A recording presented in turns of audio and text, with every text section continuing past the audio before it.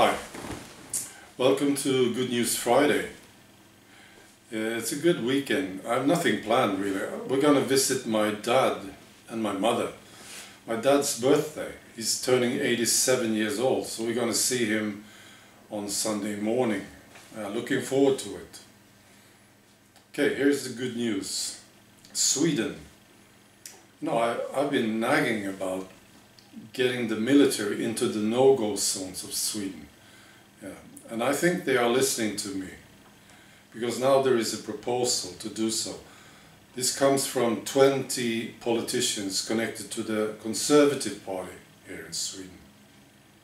I call them conservative. They haven't been conservative for a very long time, but they are turning into one.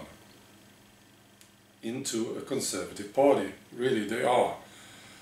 So that's a brilliant proposal.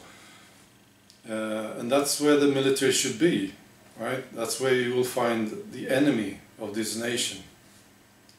So very good. Austria. Now, I haven't double-checked this story. I think it's correct. There is one report that says this as follows. You know, Sebastian Kurz, the guy who won the Austrian election, right?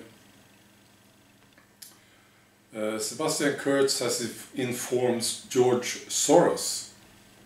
He has informed George Soros that his Open Society Foundation has 28 days to cease and desist operations in Austria, or face legal action for attempting to undermine the democracy of the nation.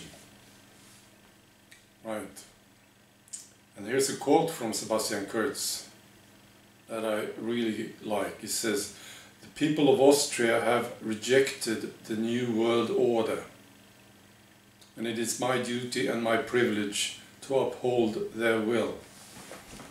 Way to go, Mr. Kurz. Looking good. Okay. Britain. There is a launch of a new political party called For Britain. It's been launched by Anne-Marie Waters, who recently came second in the UKIP leadership contest. I think this is good news because, first of all, I like Anne-Marie Waters, I really do. And I mean, Britain, you have the Conservative Party and Labour, of course, and these liberals. You have nobody really speaking your opinion, speaking for you, right? I don't know, but I probably would, if I lived in Britain, I would vote for this For Britain.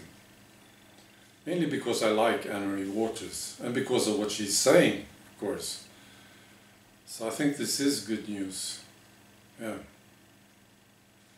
Alright, Visegrad Group, you know. There were talks. Orban, yeah, I will just read it. Orban held talks with the prime ministers of the Visegrad Group, V4, you know, and the president of the European Commission, Jean-Claude Juncker. Yeah. I don't know. This is funny to me. I'm just picturing this, right? These prime ministers of Visegrad Group and Jean-Claude Juncker in the same room. That's a beautiful picture. Right. Now, according to Orban, the V4 leaders presented a united front on every issue at the meeting and succeeded in demonstrating to Juncker that the V4 is a tight, effective and successful alliance. This is beautiful. I just love this. Right, and then Italy, finally, Italy. You know, there is an election coming up in Italy in May next year. And Italy is a very important nation here in Europe. It is. And for EU, definitely, right? So it's going to be very exciting to see what's happening. Now there is a good chance here for change. The right looks to win the general election. I will be talking a lot more about this in the future. But if this is true, then this is extremely good and important. So, yeah, that's the good news. Bye.